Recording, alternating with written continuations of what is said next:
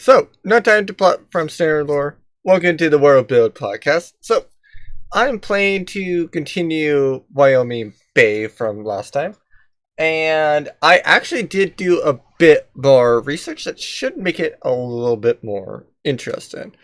And mainly the fact that gold dragons are really confusing, actually, believe it or not. Uh, so I'm going to take a look and show off the map. So I've done small changes to this, nothing major.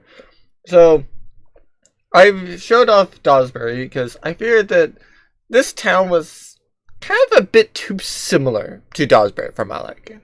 Like, don't get me wrong, it is a different city, it's a different layout, but I just feel that if you use Duroc A like I did with if I use Duroc A from Dungeon Painter Studio like I did with Dawsbury, that it would just kind of feel like a similar town, even if the layouts are slightly different. I use Stone B for everything, and honestly, I just kind of want to avoid that. So, oh, I do have some things left on this map.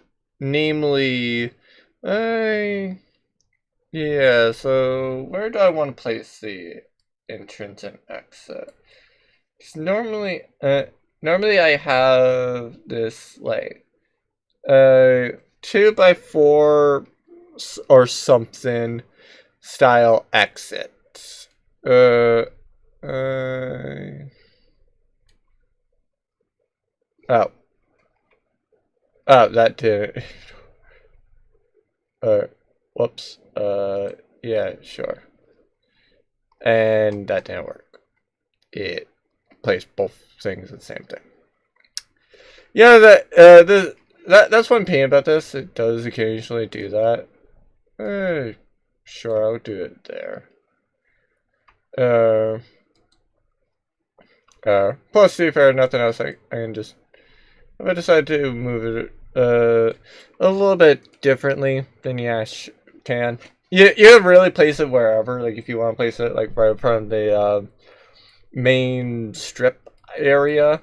So basically like the big long road that kind of like is towards the center of town. Then yeah, that's perfectly fine. You don't have to really worry about where to place it. Then the final thing that I have for this map is probably like a little changing room.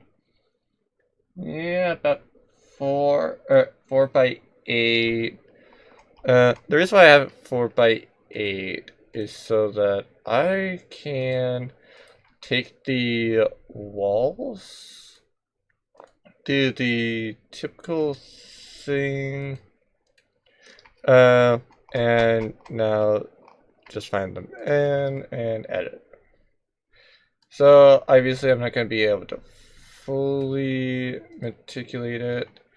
At least not with one layer, but 3 walls, one being a polyline, the other ones being 2 normal ones. That should be good. Which one you have is the male one, which one you have is the female one. Honestly, it does not matter. Or I'll be real. It really does not matter. So, yeah. It is what it is.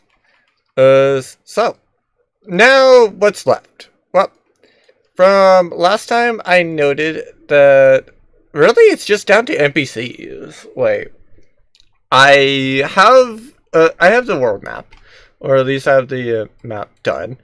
I can easily edit the world map to where, like, on said world map, that honestly it's just like, right over here by the sea to the left of Dawsbury, I actually can do it.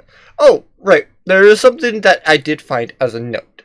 So, with this, luckily I have not actually fully put pen to paper with this yet. I actually have decided to switch up where the metallic area is.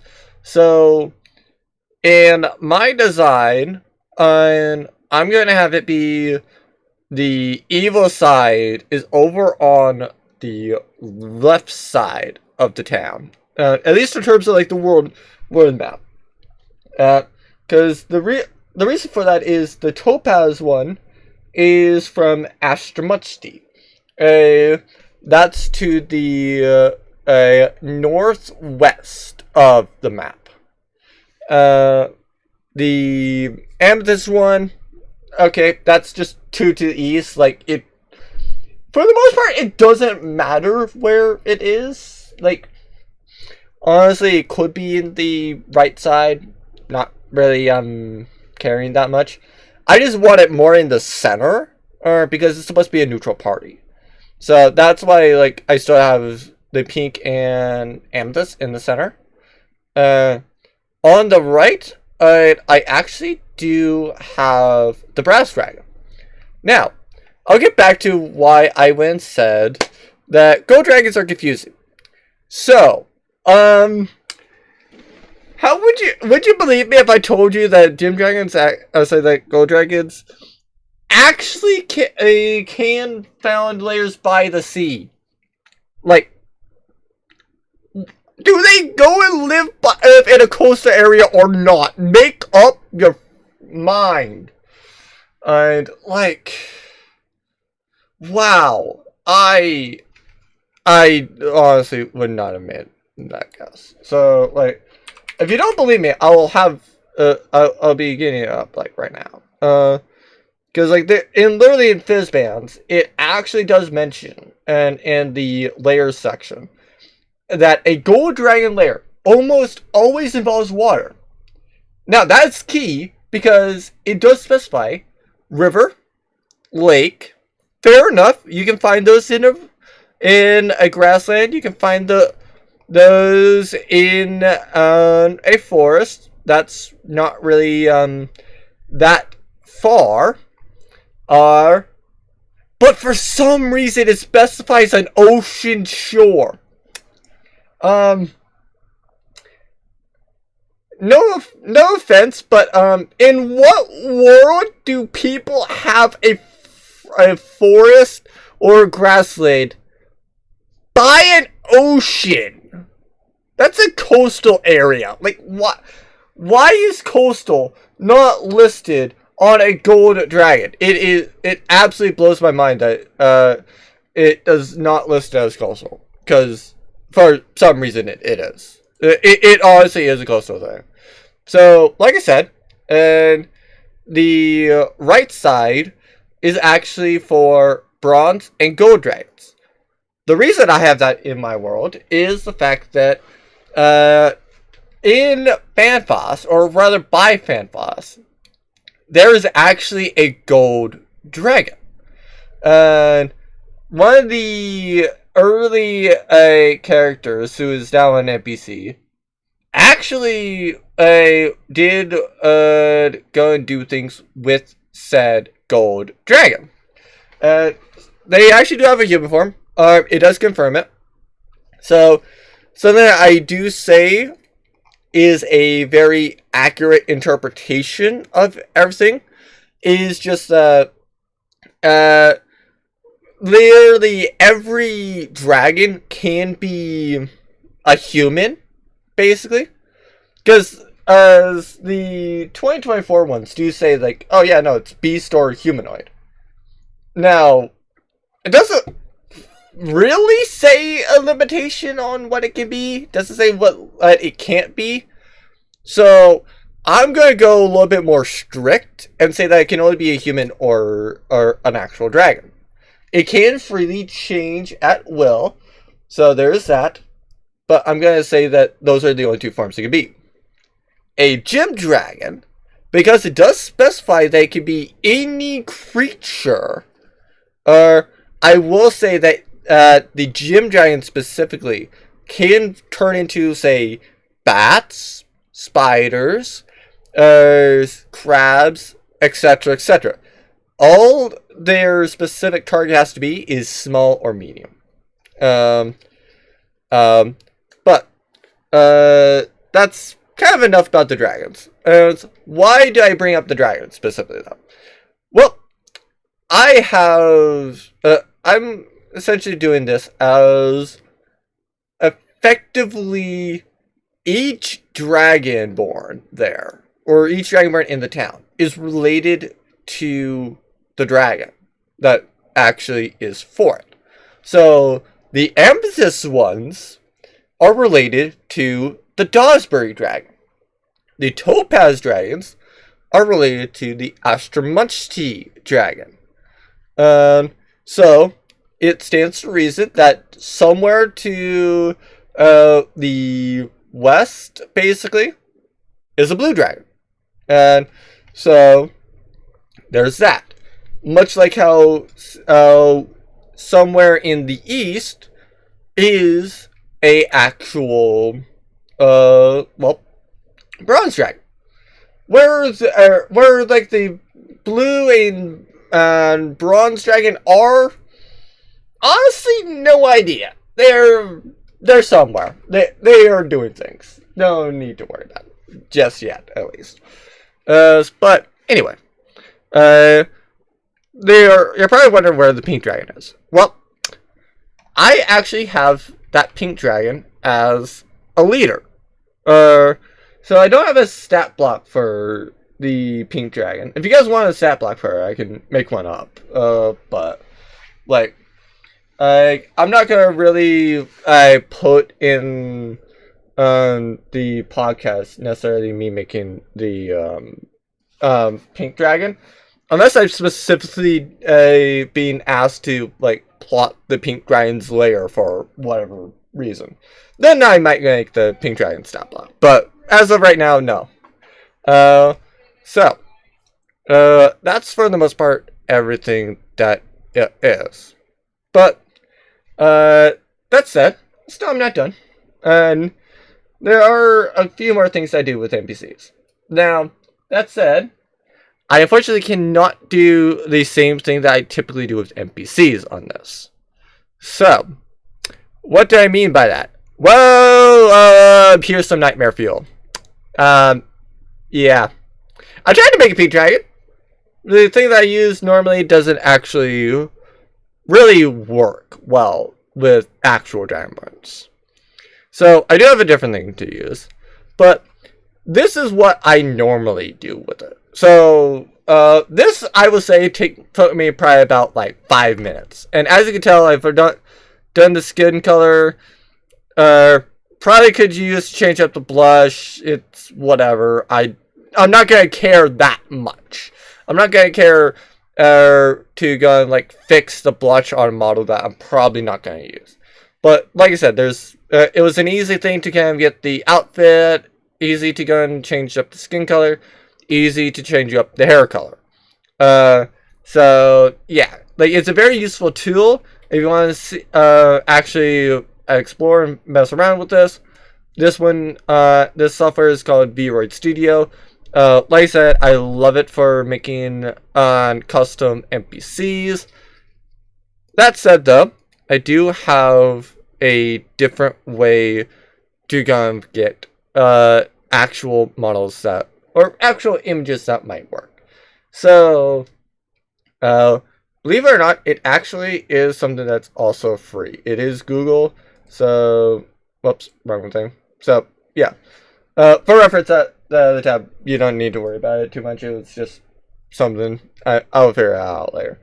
But typically, with Google, if you insert something like say, pink dragonborn, because you really need the pink dragonborn art for some reason.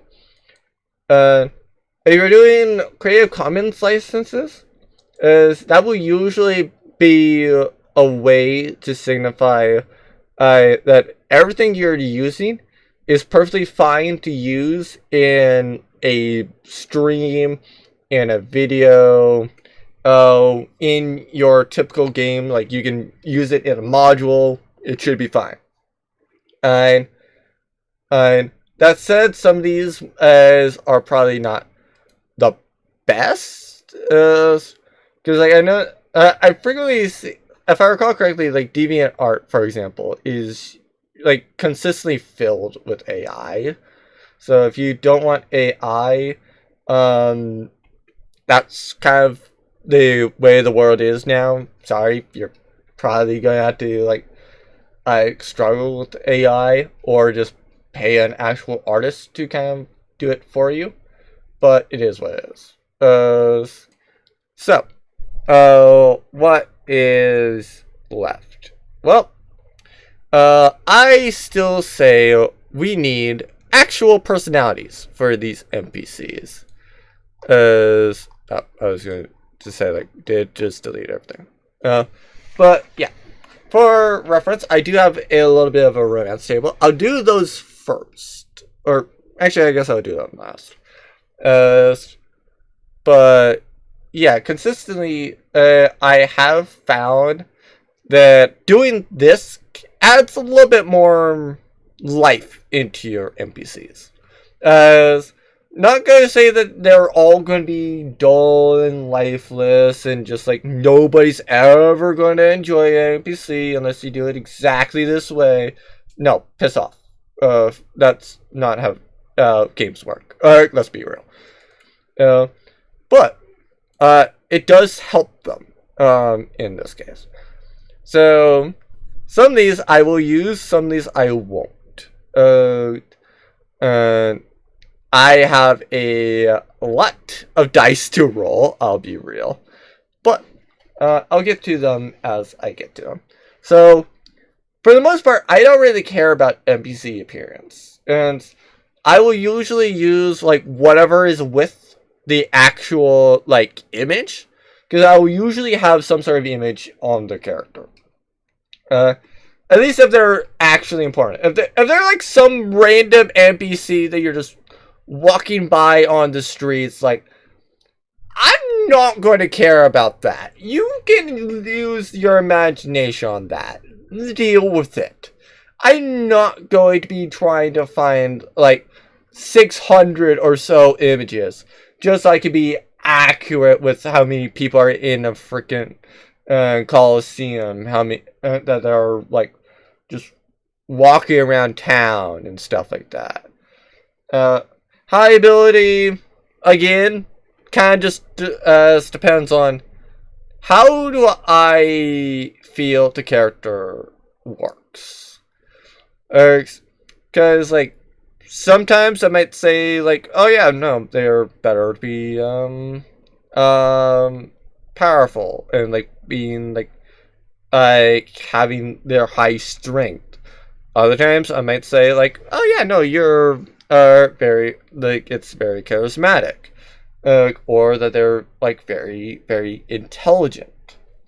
It just matters about how do I feel that certain one is and about where it is. So I will roll talents. Now sometimes you might not actually find the use in talents. I personally love the idea of talents. Okay. Not sure how I feel about the bronze dragonborn actually knowing thieves can't. I guess they're a rogue or something. What's that? Alright, I guess we'll see you later. I might change that, actually. That might actually get changed. Okay, so to the impetus for their talent. So they are great at solving puzzles. Okay. I can work with that. That's fine. Okay, the male. You know what? I'm gonna change around the two. I'm gonna place that the topaz one actually is the one that knows thieves can't. And I'm gonna say that the female dragonborn is a skilled dancer. Or that that Kimiko, the bronze female Dragonborn, is a skilled dancer. Now, that's not to say that a guy can't be a skilled dancer. That's not it at all. I'm just saying that it makes much more sense for a male topaz dragon to know Thieves' Cant than to actually be a skilled dancer. It's just kind of how it is. Oh, right. I need 2 more. Okay. So, the Dragonborn is male. Actually, that makes a whole lot of sense. That makes a whole lot of sense that the blue Dragonborn is female, and that the male, the gold Dragonborn is male. That makes actually a lot of sense. That makes a lot of sense. Oh, great. I am not looking forward to really being, not really looking forward to, being called out for the, great at impersonations on the, the gold male Dragonborn, but, like, I guess it will work. And then I'm gonna guess that the blue female Dragonborn is like a ranger or something, because they're great with animals. Like, this is also something else that is helpful, because, like, consistently, well, yeah, actually, these are all Dragonborns, so, I'm not likely to make a stat block like an NPC, or at least not like the typical NPC. Yes, all these are NPCs, don't get me wrong. However, I'm doing them kind of like how you would design a DNPC. So basically, it's a NPC using the normal stat block. However, these stay as NPCs. They will never venture with the party. Well, actually, I guess I shouldn't say they'll never venture with the party. It's just that they're extremely unlikely to venture with the party. Because they can, don't get me wrong.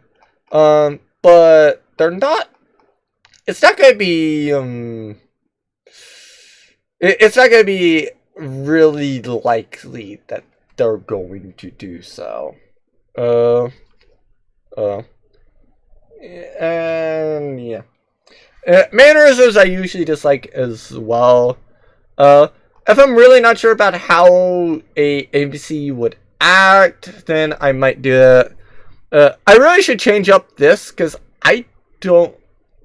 I'm not sure if I really like doing the 13 to 20.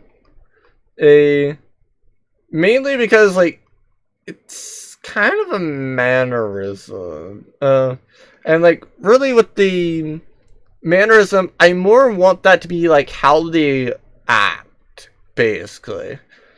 So, like, I don't really say that fidgeting, squinting, staring to the distance, chewing something, pacing around, tapping fingernails, tapping and fingers, biting fingernails, or twirling hair, tonguing beard is actually like a decent mannerism. Now them occasionally whispering, them prone to singing, whistling, or humming quietly, speaking of rhyme and or some other peculiar way, speaking in a formal manner, enunciating overly clearly, using colorful oaths, etc., etc. Like, yeah, those I don't mind, because those actually tell me a little bit more about how a NPC acts. So this time I'm gonna actually roll 4 times on 4 d12s and 1d6. I'll get to that a little bit later. So first off, Kimiko, she is irritable. Okay. That's fair, I guess. I mean, she does consistently deal with somebody that wants to murder her for whatever reason. Okay. So, the Amethyst Dragon is suspicious about everything. Okay, fair enough. So, basically, I was now explaining the leader and why I've said, specifically with this NPC, that they can only be curious, friendly, honest, ponderous, quiet, or suspicious. Well, there's two reasons. One, they're a neutral party. They're not supposed to be argumentative, for example. They're not supposed to be arrogant. They're not supposed to be blundering or rude, because who would believe, or who would let somebody like that mediate things? And actually, did I have quiet in there? Actually, I probably shouldn't have had quiet in there either. But like, yeah, like hot-tempered as well. Like, you're not going to want somebody that is going to be like against you or hot-tempered to be like really, really against you, or really to kind of like mediate your arguments. And the Topaz one being arrogant, okay, sure, I guess that makes sense. Speaking of argumentative, the Gold Dragonborn is argumentative. Fun! Yeah, likely they're not the leader to go against the male Topaz. Wait. That's actually kind of funny. The Metallics have the female as leaders, whereas the evil side, I guess, has the male as leader opposed to the female. So yeah, basically the evil male is being assisted by the evil female, and the good female is being assisted by the good male. Alright! Okay, sure, I said that they're evil, but like the blue one is friendly. Alright, that's a thing. Gotta love D&D. Gotta love everything. Oh, okay, so this one is the next up I have the bond. And because to be fair, I also don't really like the ideal usually. Like, well, I no longer have an idea about how long I've been. Oh well. Meant to go get a drink, but paused. Did the wrong hotkey. Anyway, the main reason why I don't like the ideals is because, like, typically I have a very good idea about what the NPC is doing. Don't get me wrong, this is a helpful thing. I do like the idea that if I ever want an evil organization, I can see, like, okay, here's a d6. And then, like, depending on which role I get, it's either that they're after domination, they're greedy, and they just want a bunch of money, and they want to just prove that they're most powerful, they just want to cause suffering, they have they've been wronged in some way, and they want retribution, or they just absolutely, positively want something out of the way. I actually have a organization that is doing that now. There is an evil organization now that is in the background. They're plotting to kill all of the they're planning to kill all the evil dragons. So even though it's a neutral one, it would count the city of Oshramutsti. So they are intended to kill that dragon too. Now, the interesting part is there's actually a neutral dragon that they are trying to kill as well. So the main reason for that is because I reasoned that they would know, because the fortune telling dragon is very popular, and very well known. So I feel that they are wanting that one killed. Not because they don't want the fortune-telling dragon killed because it's evil, but they want it out of the way.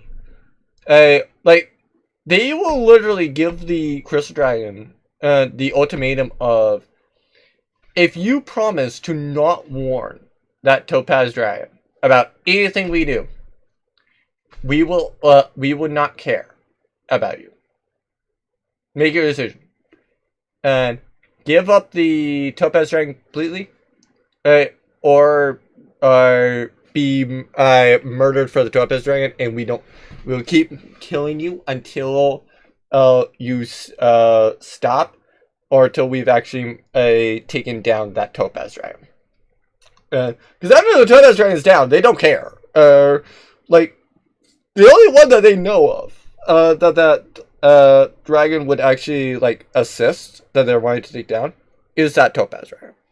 So yeah, it is what it is. Okay, so 2 bonds. So this is another 5d8. Okay, I'm going to do. Okay, I need another d8. Okay, so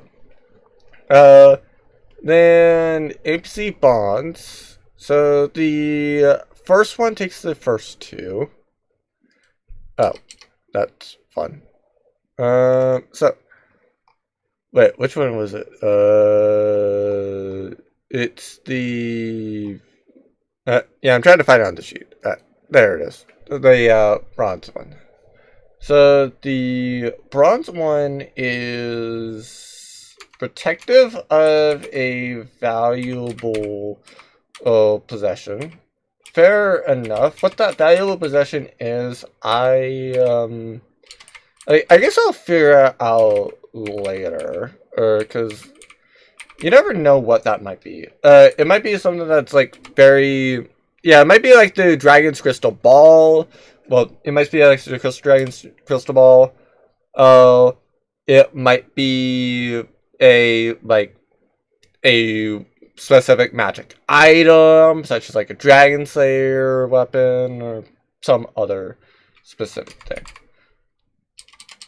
Okay, I'm just gonna expand it as like protective of valuable possession and colleagues, and / or our compatriots. Because if they're just like I see no reason to go and like re-add protective of if they're literally just going to be doing 2 of that. Oh, I actually should just copy paste. I should just copy the protective valuable possession, because a lot of them are protective. Okay. The amethyst one is like that. I'm just going to copy protective of for the topaz male one, because I am not wanting to spend the time to literally just copy. Well, I'm not going to care about typing out protective of colleagues and or compatriots when I've literally already copy pasted it. If it's a new thing, okay, sure. I don't care. And so I'll also grab that from the topaz male one and place it onto the blue one. The reason why I'm placing this as their goal is because they are basically always into they're always heading into negotiations basically to protect their colleagues and or compatriots. Like, it does not matter.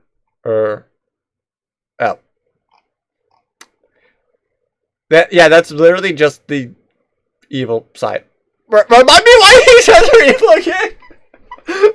Remind me why the Mevo side, I basically have like Topaz and Blue are all just like protective of their colleagues and compatriots.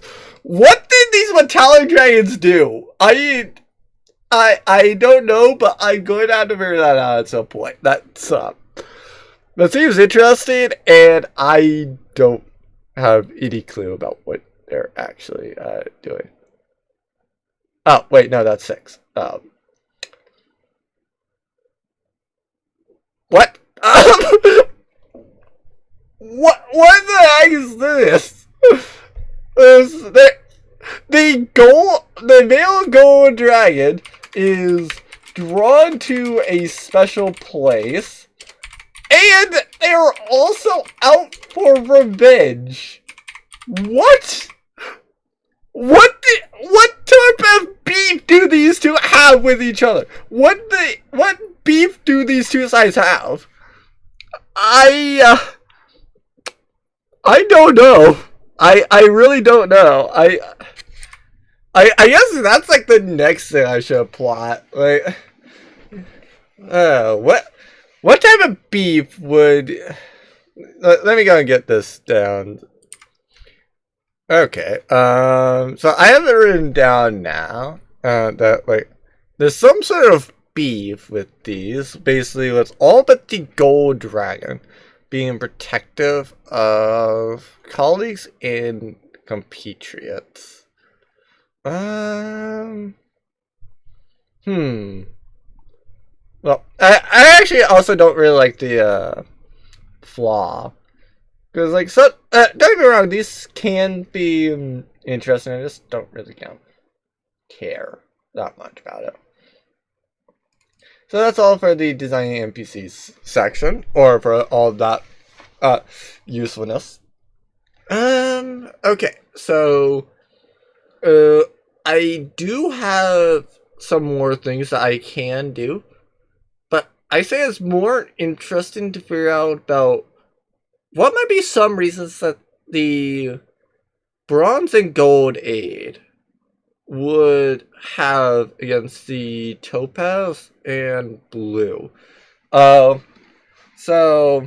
obviously if the gold gets attacked, I'm going to say that the bronze one will aid it. So there's that. The the topaz and blue will aid each other. So there's that. I guess that they could go and have insulted the dragon. But I don't really say that they're going to be really going too hard on that. What are other things that they might have done? Well, Bronze is a skilled dancer. Maybe a insult to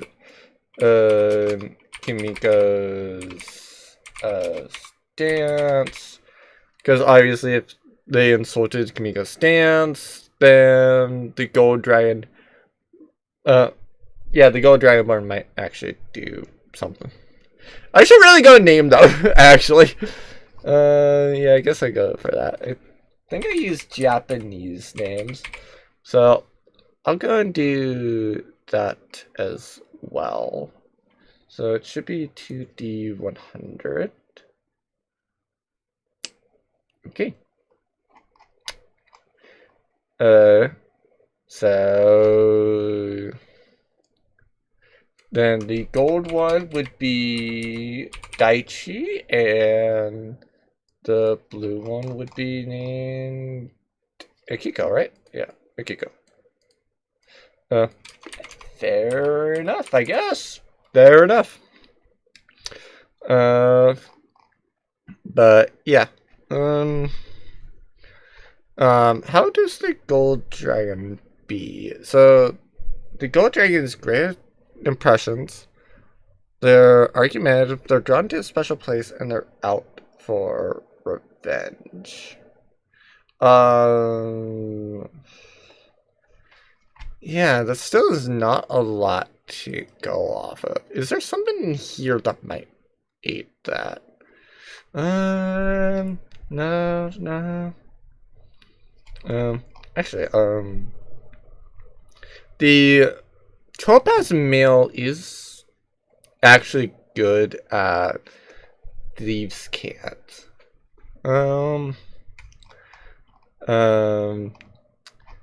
He is arrogant, or the gold dragon is arrogant. No, he's argumentative. Sorry, I was thinking the topaz one. I'm not sure about whether the gold one would blame him. I will put that down, just so that I know that Kimiko may have messed with Daichi's special place, and he assumed that it was the other two.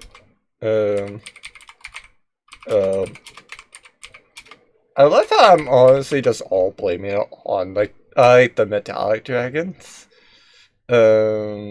Oh, whoops! I put that down as gold. I don't know why. But yeah. Actually, I would say probably topaz. It would be the topaz one that would be the most likely one. The reason why I said that would be likely or possible as well is if you blame the topaz one, the blue one would probably go and say, "Hey, how dare you slander? How dare you slander Takahiko? Takahiko would not do such a thing. He would not have actually disturbed your special place and ruined it. How dare you? That's it. Take that back, you gold dragonborn." Like, I could actually see that being an actual case. So, yeah. As to why I say that, topaz or blue. Actually, yeah. Of the two, I would say the, topaz one, may have insulted, Kimiko's dance. The reason why I say that one is also likely, is the fact that topaz dragons do hate bronze dragons. That's part of why I put those two specifically here. So there's that. And then I did want two normal-ish dragons, dragonborns to be here as well. So that's why I went put in blue and gold. Well, actually, blue just kind of fit here, so I put it in anyway. The whole reason why I added in gold is because I didn't want to have two bronze dragonborns, but I needed to find a different gold, different dragon that would be here. So that just happened to be gold. Anything else that jumps out to me as something that might help? Sure, I will add in a speech thing. I'm gonna do a D12.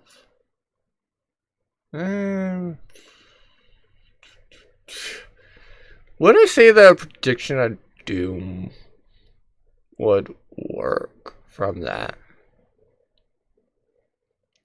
Actually, yeah, I would say that.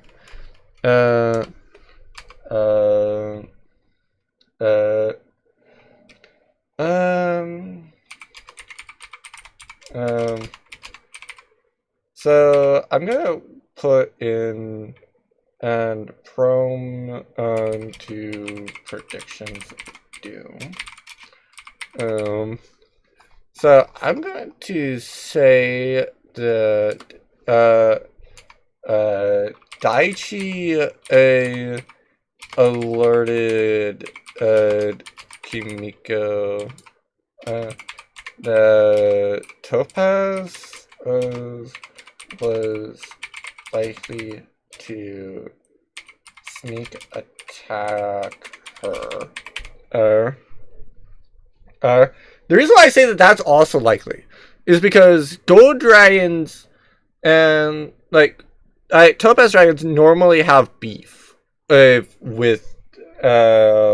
bronze dragons. So I would say that somebody that is prone to predictions of doom would actually use that and probably predict doom happening for that. So I would say that might be a good reason for attention. That's actually probably the leading contender. Because don't get me wrong, I could see the Topaz as insulting Kimiko's dance, and that setting off this whole attention thing. I can see essentially Kimiko messing with Daichi's special place, and him just assuming that it's the rogue, because when in doubt, just blame the rogue. It is what it is. It's just a stereotype. That's not you shouldn't always blame the rogue. Just often blame the rogue. And usually have the rogue be suspect number one, but don't go and accuse suspect number one until you have proof that it is suspect number one. And you're probably likely to find proof that it is suspect number one.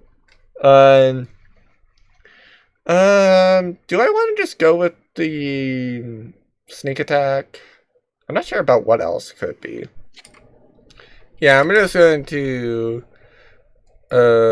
place in the beef currently as that. Currently as Daichi alerted Kimiko that Topaz was likely to sneak attack her. The only reason why I'm doing that is because, I can't think of something else that is better, more likely yet. Don't get me wrong, there's probably some other reason to have beef. Something in the interest might actually like that as well, but it is what it is. So, yeah. I have a bunch of likes and dislikes here. So, how much do I have to roll? I have an entire thing about it. Let me figure out about where I'm at. So then I'm going to go down the list.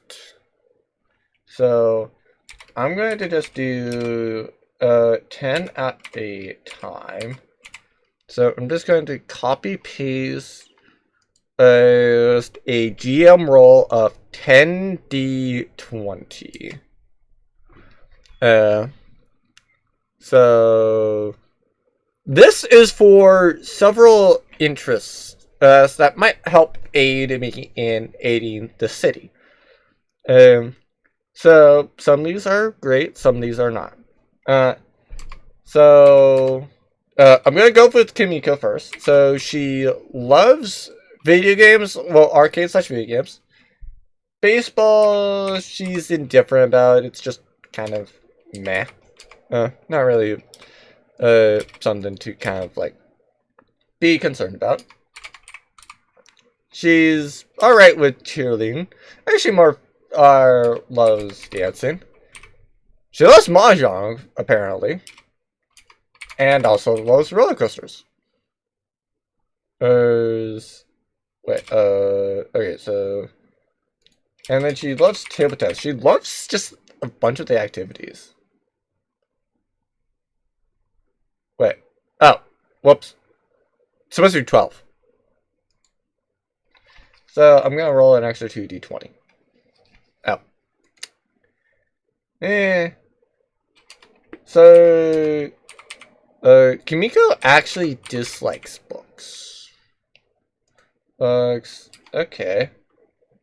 She likes cities. Okay. Oh, she hates the country. Okay, so this is, I guess, a bigger or slightly more neutral city. She likes the heat. Okay. Fair. She dislikes pizza.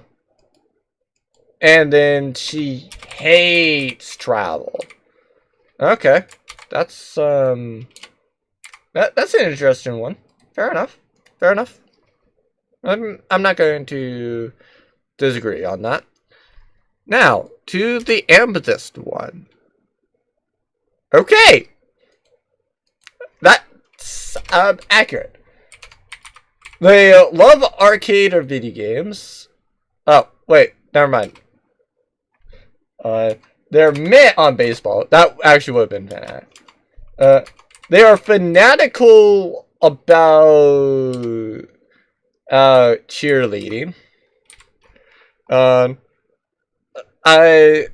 not sure about whether I guess that they Kimiko may just like dislike cheer, but maybe like indifferent about it because like yeah, sure, it would be great to be like end with the the mediator, but like yeah, just if they're fanatical, they're probably going to be always asking, so that probably will be not good to them. They are meh on yeah, they're like indifferent in a like neutral way for mahjong. They are indifferent in a bad way for roller coasters. They hate table tennis, apparently. So, yeah. And then they love books. And okay. So they are now on both cities and rural. Okay, I guess this is a medium-sized city. I guess this is a medium-sized one because if somebody is here, they are either there's either like a very valuable possession that's specifically here that cannot be moved, or this is just not a like large city. They love the heat. I guess this is just a hot area or something. And then they're like, yeah, thanks but no thanks on pizza and travel. Okay, fair enough. Can't really be agitated about that. To the topaz. They love arcade video games. They like baseball. They love cheerleading. Okay, they apparently the Takehiko is a male cheerleader. Okay, fair enough. Power to you, bro. I'm not gonna stop you. That's why I have rolling. Then they're now on roller coasters, and they are meh on table tennis. But yeah, Takehiko kind of shows why you roll. If you are absolutely indifferent, like you do not care about the result, then roll. If you are like, I need these players to succeed here, I need them to figure this thing out, make it easy for them. Give it to them. Okay? Like, it's that simple. That simple. You need them to go and spot that NPC over there. Don't have them roll. Don't give them a chance for failure. Tell them that they see it. Tell them they see the NPC. Then let it go from there. They can choose to ignore that NPC and screw your plans over. That's probably likely to happen. Don't get me wrong. That's likely to happen. But they may actually, by the fact that you've actually alerted it out, they might be smart and be like, you know, the DM pointed that out. Let's investigate that person. But if you gave them a chance for failure, then they may not notice that person. And if your plot relied on that, then it's going to screw you over. So never give them the chance of failure if you're like really, really wanting them to succeed, or that you really want a specific result. Like for example, if I wanted one of these NPCs to be fanatical about something, I would just have them be fanatical about it. I don't care. It's precisely because I don't care that is why I'm. Wait, oh yeah, there's 3 left. Okay, cool. I thought I messed up when I put now for books, like for cities, then love or country such a role. But yeah, like I honestly like just am doing these random roles, not because as I actually like well, a little bit is for the idea that I don't know whether they like say like the heat, have like a thanks but no thanks idea of pizza, or even just hate travel. Apparently, a lot of these NPCs are just like really not liking travel. Like the bronze leader does not like travel. The second command for the middle, which is now going to be the leader, after they visit here. That's why I'm not doing too much on the actual leader, because I'm technically doing the second command. They also are like, yeah, nah, don't want to travel. Oh no, I haven't done the Gold Dragon yet. I'm about to do the Gold Dragon. Wow. Okay. So, they love arcade games, and they have a disdain for baseball. So, I guess I should also explain why I have these different results. So, a 20 means they will talk your ear off about it. You give them it, they will love you. Like, that is what it is. So if you see that they're fanatic about something, and you know that they're fanatic about it, that is the type of gift you want to give them. They will accept it. They do not care about it. They will love it, even if it's something they already have. If they love it, then okay, sure. If they have it already, they might go and deny it. But in most other cases, they'll probably accept it. Liking it means like, yeah, it's alright. I do like it. They're not going to be like going out of their way for it, but they are a little bit more likely to desire it. Meh. It's like, okay, sure. They're likely to go and want it, but it's kind of like a low priority thing.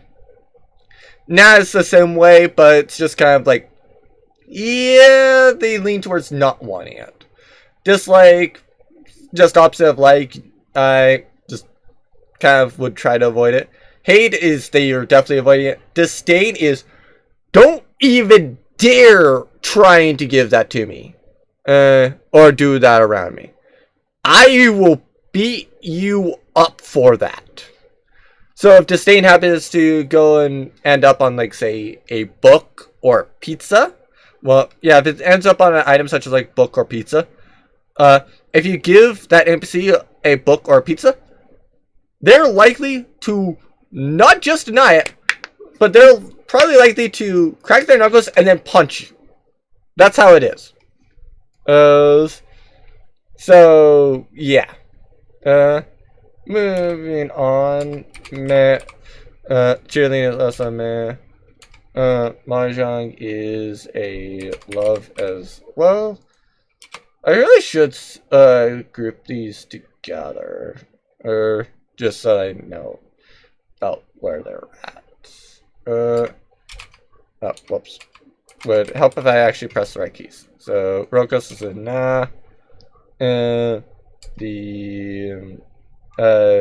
table tennis is a love on the Gold Dragon. Books, also a love. Okay, fair enough. Uh, yeah, I guess it's a medium-sized city because the Gold Dragon hates cities and they yeah, they're not on the country or rule. They love the heat. Okay, I guess. They love pizza. And yeah. Yeah, like nobody likes travel. Nobody in the city likes travel. This is a very like nobody likes travel. That's I find it insane that I've rolled this. I find it insane that I've rolled it to where like the leaders of this town all were rolled to have a negative opinion of travel. Wow. You cannot make that up. That's some of the best things about random, though. Sometimes you can actually go and just have the most fun thing ever come about from just random chance. A couple of my favorite examples of this, of just random rolls ending up being like fantastic things to like play with.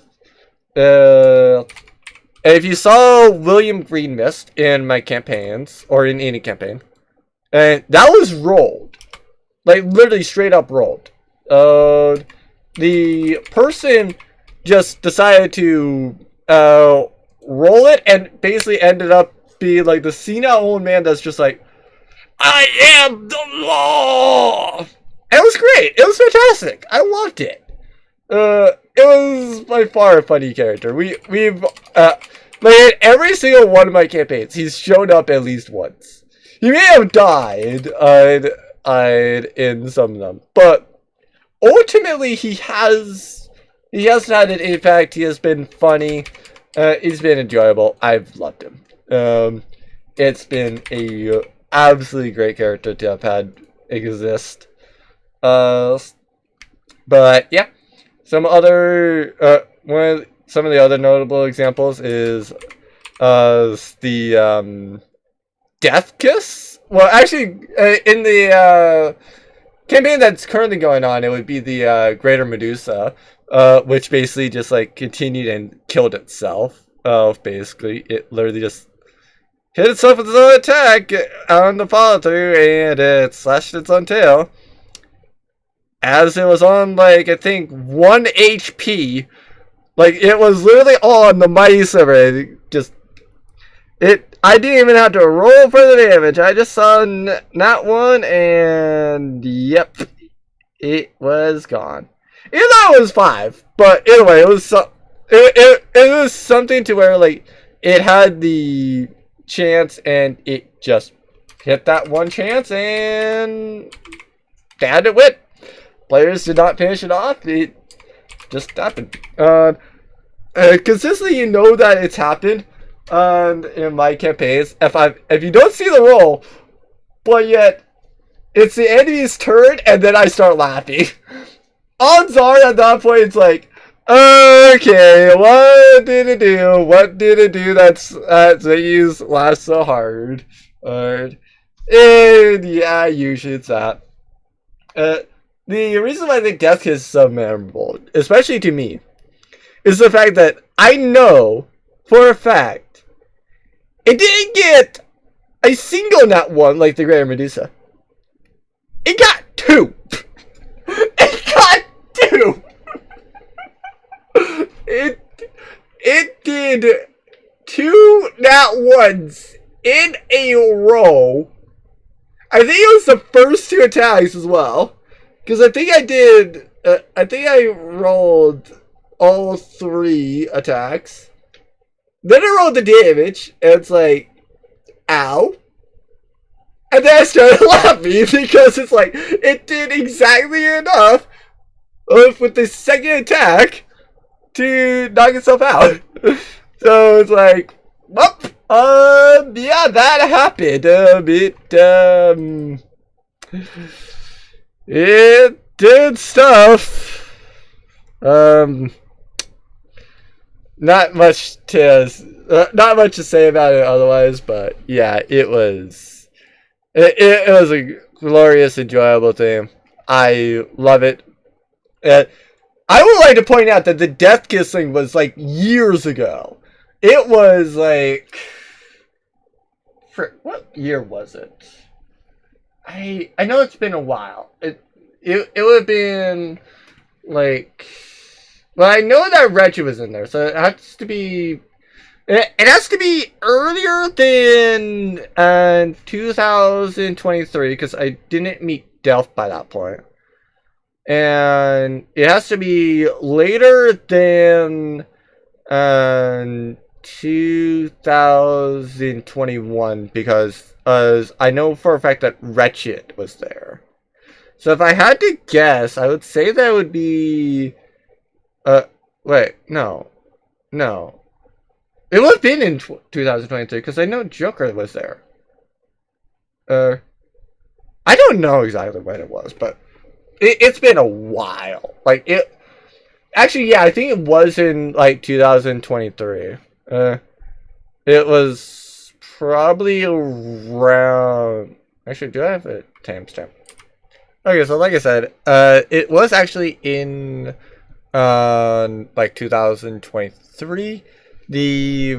Around the time that I can tell, it would be around July 6th of 2023.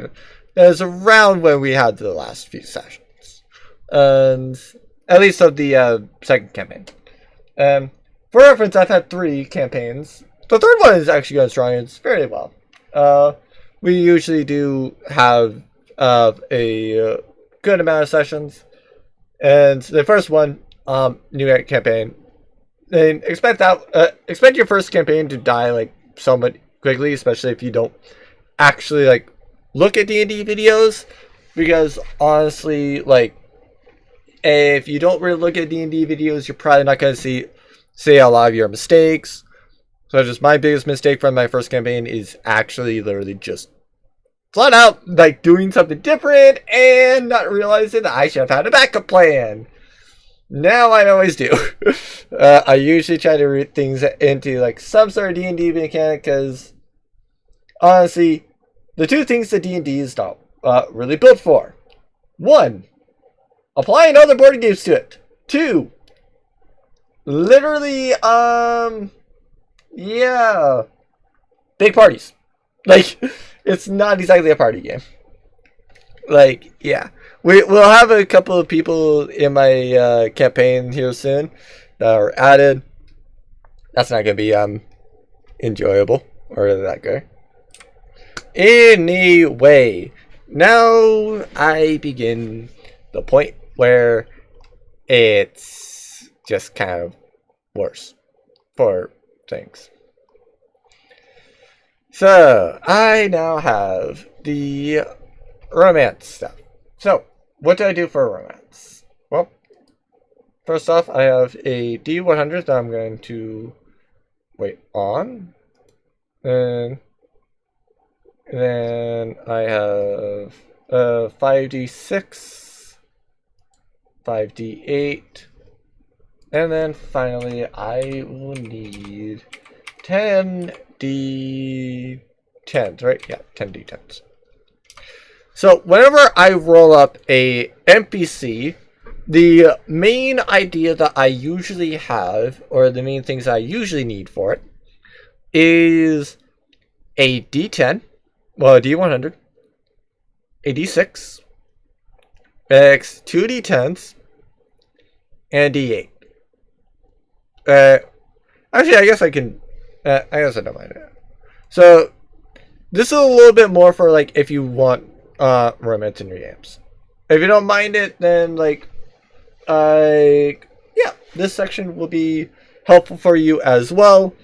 This might actually go and get me to know a little bit more about like why might the Gold and Dragonborn, well, the bronze and gold one have beef kind of with the topaz and blue one, because it does not really seem like the topaz and blue one really like actually started the fight. It seems to be more on the bronze and gold off of how things rolled.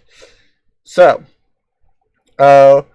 what do I have for all of these? For those that are playing, well, I have one to know about whether or not they would be interested in romance for the characters. I have a different one that is for are they yeah, like basically what would they be interested in? Actually, let me go and confirm on this. Okay, I was kind of on the right track with the interest, but actually how I have the interest set up is more about like how interesting is the character. So like basically if I roll a 1 for the interest, basically what it means is these Dragonborns will be, in that case, only into other Dragonborns. And if I roll like a 2 to a 4, because I use a d6, then set 2 to 4 means it just has to be some sort of humanoid. Otherwise, they might be a human that's into like minotaurs and loxodons. Yeah. Or they might be, you know, yeah, they might be like the like, I'm not sure if I should say it, but there's a succubus I have that is into women. And I rolled them. They became in love with a player character by the name of Ball. Ball's not really done anything, so I'm kind of fearful for when that player comes back. If that player ever comes back, oh dear God, I did a lot of things to make them super powerful and important, and yeah, because for reference, they're a god. Well, god is now. They are already a queen. The queen is confirmed. They do not. That character does not know that they're a goddess yet, but there's a different person that does know that they're a goddess and is just like, oh, hey, yeah, interesting, cool. That's a nice note. But yeah, so that's basically what that is. And then like obviously, being attractive or repulsed is a different thing. Let me know if let me figure out once again because I didn't check out the word I should go. Ah, yes. Okay, so I normally also have another d6 for the sake of the podcast. I'm not going to do that. I will go and just stop at my d8. Because for the most part, the final d6 does not matter. If somebody wants to know, like, yeah, I can send it privately, basically. But yeah, anyway, let's get into. Oh, wait, I already rolled. Right. Okay. So let me go and preface this. If you're wanting to see what else I get up to, probably like I go in advance like 2-3 minutes. I should be done by that point. For anybody that's continuing, let's get this in. So, like I said, I use this type of data. This is boring. I'll be real, because basically everybody will be straight. So I'm into it. It's still the highest chance. Don't get me wrong, but it's not going to be as likely. So 3 are straight, actually. Wait, no, 2 are straight. Oh no, never mind. So for reference, all but 1 is straight, actually. So, that would be Himiko is straight. The Amethyst Dragon is straight. The Male Topaz one is straight. Uh, then yeah, the bronze one is straight. Finally, the blue female one is pan, right? Yeah, pan.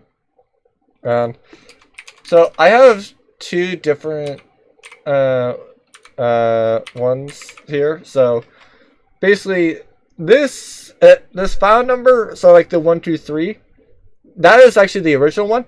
I actually started to dislike the fact that the straight was kind of 123, so I upped it to 100. And so yeah, 1 through 6 actually, sorry, 1 through 60 was heterosexual. In this case, it would be more interesting. I could technically apply that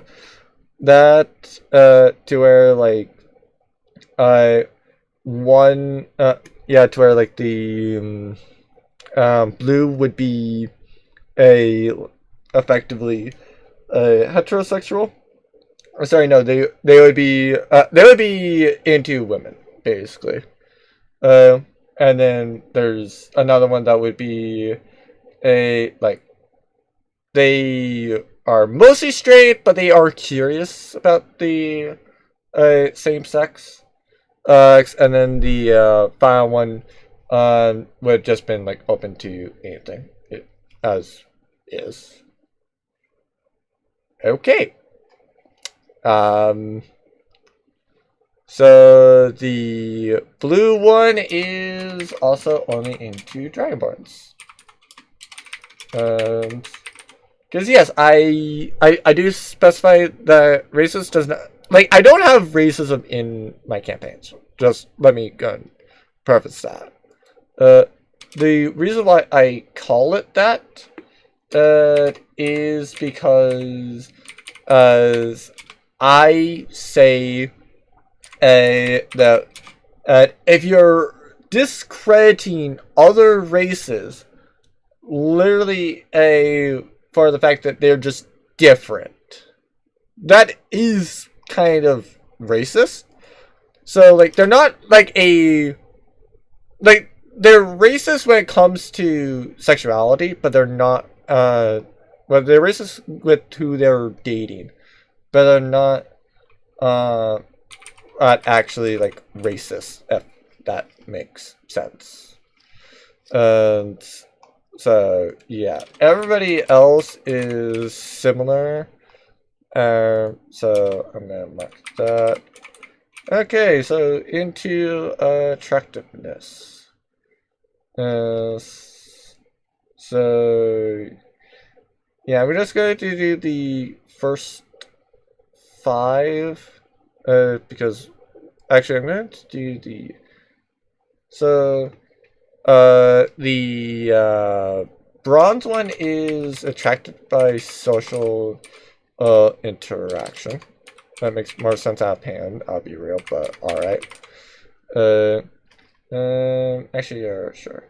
So they're repelled by magic.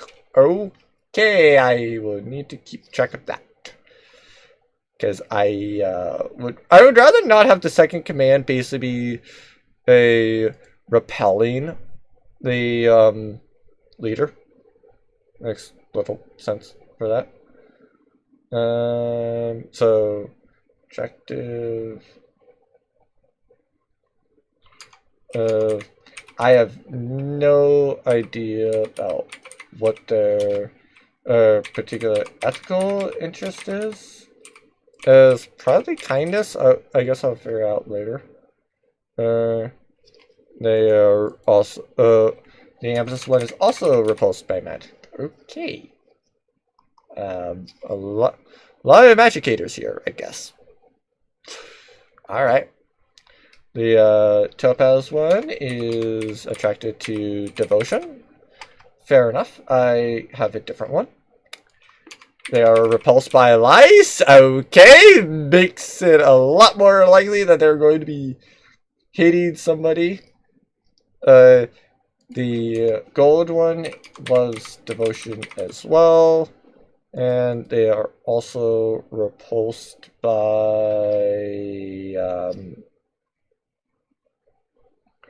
Oh, for a second there, I thought it was the one that was like great with animals. It was, and they were repulsed by animals. Like, what would that be?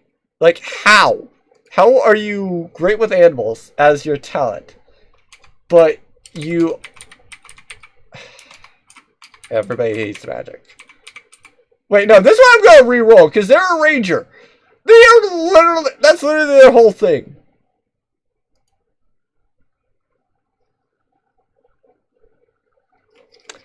Okay. Specific vocabulary. Got it. Okay. If it rolled a 6, I have no idea what I was going to do. I don't know what to have done at that point. So, relationship goals. So ignore the final one down there. I'm not touching that right now. Oh. So it's a D8. So the blue one just wants bragging rights. I'll leave it up to you to decide what is bragging rights, but it is what it is. The gold one wants to sabotage another relationship. I feel like that might relate to the reason why they're fighting, but I'm not too sure about it. I guess I'll figure that out later. I'm just gonna call this one having fun. Fair enough on that. To be fair, I should probably change. I probably should remove that second part. Just having fun. So yeah. The amethyst one. They are romantic. They want a wedding. And that means Kamiko also wants a wedding. Okay. Anything else that I know of right this moment? So I have the leaders. I have where they're at. I just need to specify to change the left and rights, because as I like, it's not the fact that it's not a dyslexia thing. It's just that I originally planned for them to be on the opposite side. So obviously, if I plan for them to be on the opposite sides, I'm not going to have it be correct when I change it. Yeah, I think this is good enough for a city. So, unless somebody wants me to kind of like do some sort of other plan with this, I say that this is fine. And I will have down in the YouTube description the pink Dragonborn stat block. I have made that. I have literally made an account on D&D Beyond simply and solely to actually publish it. Like, literally. I did not make an account before. I have made one now just so that I could add it in and publish it. So I am good on that front. It's already been like, by the time this goes up, I will have already published it. Both would have it down in the description. But yeah, if you're really wanting to see more of this or see a specific thing, then feel free to say down below about what you might want to see next. Something I might do is I might plot a little bit more about the 9 hells, because I did talk with my friend Wretched that I feel like it would be fun to kind of get something that is not a DM, that is basically the resident expert on heading down there and talking through essentially like all the different things with that area of the game. Because I have some basic things. But yeah. I do apologize that this one's probably longer than what some of the other ones will be. But honestly, like, I would rather have one be like an extra half hour than basically like, yeah, not like have only a half hour on the a different one and not really sure about what else to do for the other or like half hour. But yeah, hopefully you all enjoyed. Hopefully you enjoy seeing me and my friend Richard talk about the Nine Hells. I might see about plotting with some of my game with some of my other DM friends like Joker. Maybe Ein will make an appearance, and same thing with Lucas. We'll see about that. Obviously, I have to coordinate the schedules of me and them, but luckily, since it's only two people, it should be a little bit easier to coordinate. However, like I said, hopefully y'all have enjoyed this podcast. Hopefully you've gotten some new ideas. As for the leader of this, yeah, it's a pink dragon. Well, it's going to be a pink dragon born, but they can transform into the pink dragon, and effectively is the pink dragon of the area.